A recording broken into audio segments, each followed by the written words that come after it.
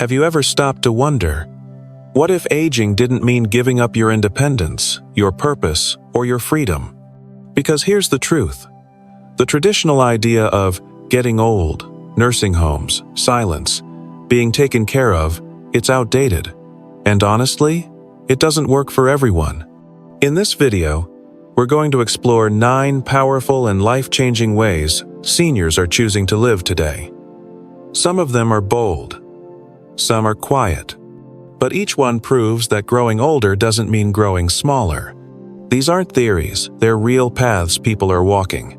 Paths that protect your dignity, your joy, and your voice.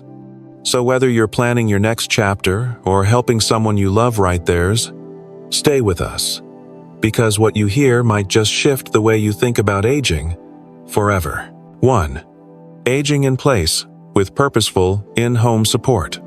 There's something powerful about sleeping in your own bed, the scent of your own pillows, the creak of familiar floorboards.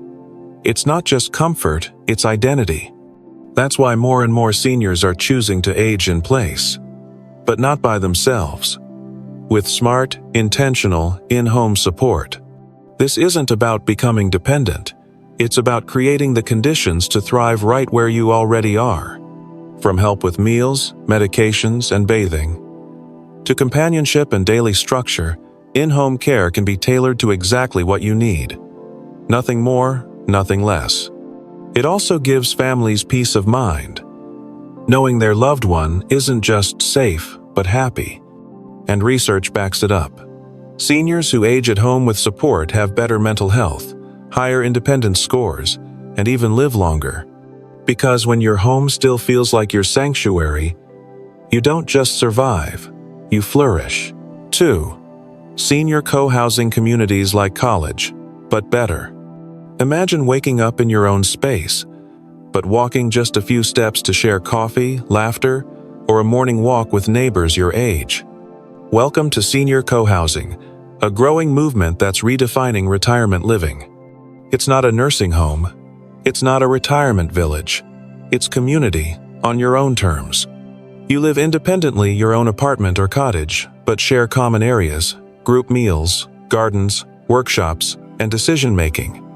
It's a little like college dorms, only with better food, more privacy, and way more life experience. Studies show co-housing reduces loneliness, increases purpose, and improves cognitive health. You're surrounded by people who get you, support you, and show up for you because they've chosen this lifestyle too. And it's not just emotional benefits. Many residents save money by pooling resources, sharing transportation, and even starting small co-ops. For those who don't want to grow old alone but don't want to be managed, either co-housing offers a vibrant, dignified middle ground. 3. Living with family, but with boundaries. For centuries, multiple generations lived under one roof. Now, that tradition is quietly making a comeback, but with a modern twist. More seniors are moving in with adult children, not out of necessity, but to rebuild connection and create mutual support. But here's the truth. For it to work, it can't feel like dependence, and it shouldn't feel like sacrifice. The key? Boundaries and autonomy. Think of a private suite above the garage. An in-law apartment with its own entrance. Clear expectations around shared meals, chores, and personal space. Done right, this setup offers emotional closeness, safety, and cost-sharing without the guilt, resentment, or loss of dignity that can sometimes follow. Psychologists say seniors in multi-generational households, when given respect and independence, report greater happiness and stronger purpose. And here's something beautiful. Kids and grandkids benefit too. They learn patience, history, perspective, and what love looks like in action. Living with family isn't about going backward. It's about moving forward together, on terms that honor everyone's needs. 4. Tech smart aging in place. Staying in your own home doesn't mean doing it all the old-fashioned way. In fact, technology is quietly revolutionizing how seniors live independently and safely. Today's homes can be equipped with voice-activated assistants, that remind you to take medications, smart lights that turn on automatically when you get up at night, video doorbells for extra security, fall detection sensors and emergency buttons just in case. And we're not just talking gadgets. Simple modifications like walk-in tubs, grab bars, and non-slip floors can mean the difference between freedom and a hospital visit. Let's be clear. This isn't about refusing to go into a home. It's about adapting your space to grow older with you. People who age in place with tech support report higher confidence, fewer accidents, and a stronger sense of dignity because they're not relying on memory alone or risking isolation. Linda, 79, had a fall and felt embarrassed. Her kids helped retrofit her home. Now, she's back to watering her plants, baking, and living on her own terms. That's not stubbornness. That's smart independence. 5. Co-housing with trusted friends. What if aging didn't mean being alone or giving up control? That's the idea behind senior co-housing, where a group of friends or like-minded individuals choose to live together in a shared space, often with private rooms and common areas like a kitchen or garden. This isn't a retirement facility.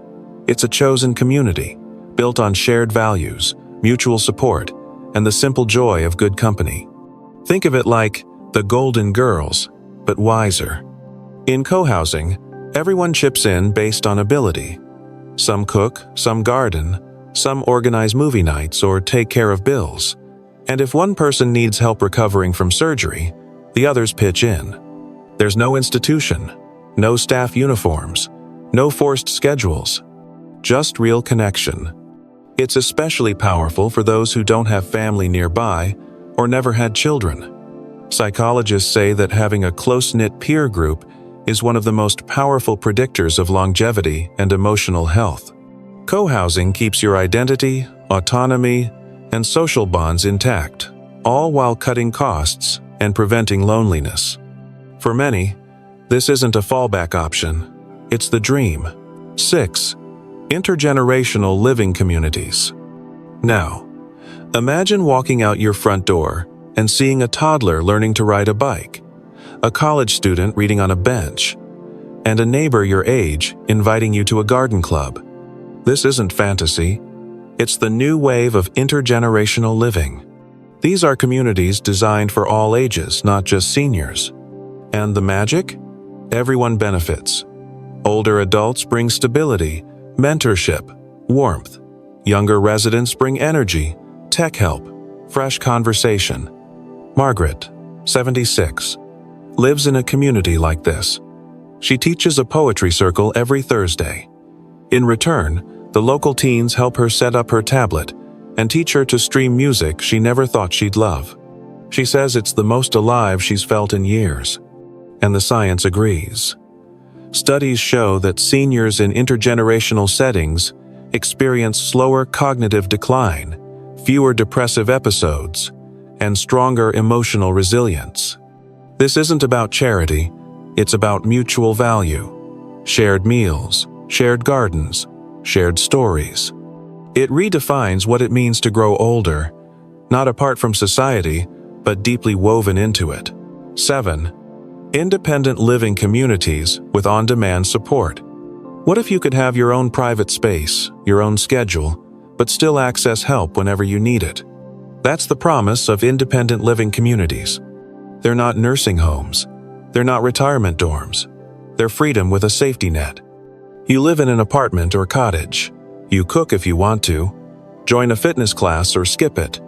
Need help with groceries, housekeeping, or a medical visit? It's just a call away. It's support on your terms, never forced. And perhaps the biggest gift? Community. Loneliness is one of aging's most silent threats. It dulls the senses, erodes confidence. But being around others in the same stage of life restores something deeper. Laughter, connection, belonging. Richard, 78, used to sit alone for days. After moving into a community like this, he discovered woodworking again. He leads a weekly movie discussion group. He says he's finally looking forward to Mondays. These communities aren't one-size-fits-all either. Some focus on nature, others on creativity, learning, or faith. The key is, you choose, and that choice makes all the difference. 8. Home sharing with a purpose-driven match. Not everyone wants to live alone. Not everyone can afford to live alone, and not everyone needs to.